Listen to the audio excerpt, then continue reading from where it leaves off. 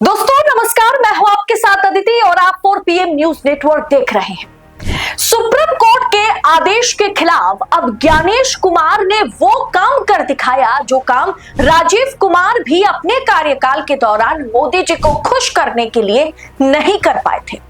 दोस्तों, फर्जी वोटर के मामले में खुद को बचाने के लिए और आने वाले चुनावों में भारतीय जनता पार्टी की जीत सुनिश्चित करने के लिए चुनाव आयोग अब सुप्रीम कोर्ट के दिए गए आदेश या फिर यूं कहें कि चेतावनी के खिलाफ जाने का फैसला कर लिया है। जी हां, आपने एकदम सही सुना। चुनाव आयोग जो है या यूं कहें ज्ञानेश कुमार जो है वो अब सुप्रीम कोर्ट के फैसले के खिलाफ जाने का मन बना लिया है। दोस्तों, 17 मार्च देर रात को अमित शाह और ज्ञानेश कुमार के बीच एक हाई लेवल की मीटिंग होती है और दूसरे ही दिन अखबार में खबर छप जाती है कि चुनाव आयोग गृह मंत्रालय की मीटिंग हुई रात को और इसमें एक बड़ा फैसला ले लिया गया। आधार कार्ड और वोटर आईडी को जोड़ने का फैसला ले लिया जाता है इस मीटिंग में। वैसे भी चुनाव आयोग सभी सीमाओं को लांघ चुका है, इसमें कोई दो राय नहीं। लेकिन अभी चुनाव आयोग ने जो फैसला लिया कि आधार और वोटर कार्ड को लिंक कराने का मामला जो है ये पहले ही सुप्रीम कोर्ट का चक्कर काट चुका है।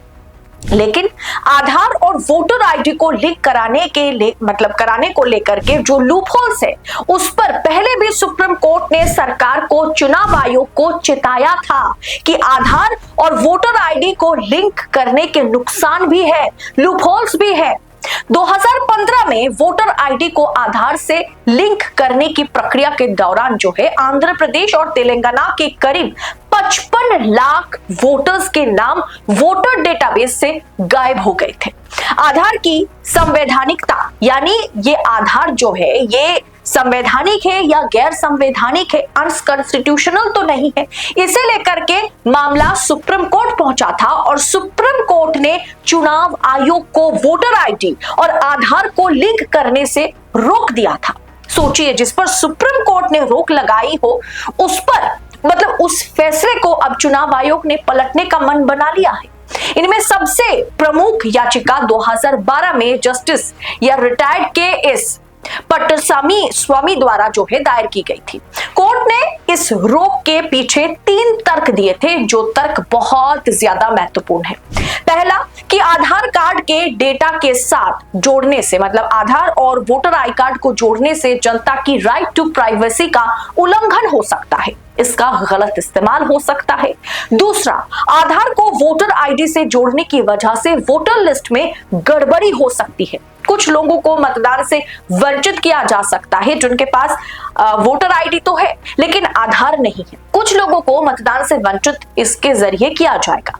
सुप्रीम कोर्ट ने इस पहलू पर भी विचार किया और सरकार से लिंकिंग की जरूरतों पर स्पष्ट करने का आदेश भी दिया था कि आप इन तमाम मुद्दों पर हमें स्पष्टता के साथ जवाब दीजिए। तीसरा नंबर क्या था जिसे लेकर के सुप्रीम कोर्ट ने सरकार को चेताया था, चुनाव आयोग को चेताया था? थर्ड पॉइंट यह है कि सुप्रीम कोर्ट ने कहा था कि आधार को व्यक्ति की मर्जी से इस्तेमाल किया जाना चाहिए, ना कि इसे आप मैंडेटरी रूप से, अनिवार्य रूप से इस्तेमाल करने के लिए आम पब्लिक को मजबूर कर सकते हैं।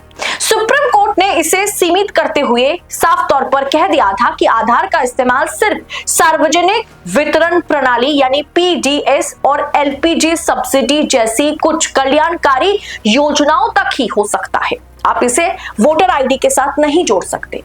अब फेक एपिक नंबर से निपटारा पाने के लिए चुनाव आयोग वोटर आईडी और आधार लिंक को मैंडेटरी बता रहा है।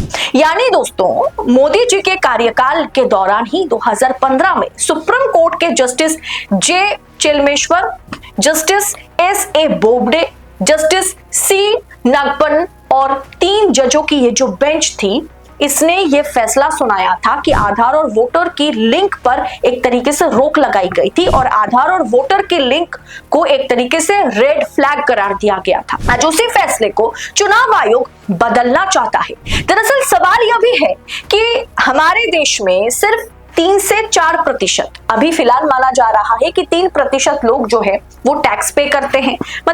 2.38 to 3% पब्लिक जो है, क्योंकि अभी तो जनसंख्या नहीं हुई है, उस हिसाब से 2.38 to 3% पब्लिक ऐसे हैं जो टैक्स पे करते हैं। उनमें भी अगर हम देख लें, हमारी जो कुल जनसंख्या है उसमें सिर्फ 4% जनता के पास पैन कार्ड है। दरअसल दोस्तों सवाल यह भी है कि हमारे देश में कुल आबादी के सिर्फ और सिर्फ 3% पब्लिक ऐसी है जो एक तरीके से आप कह सकते हैं कि टैक्स पे करती है।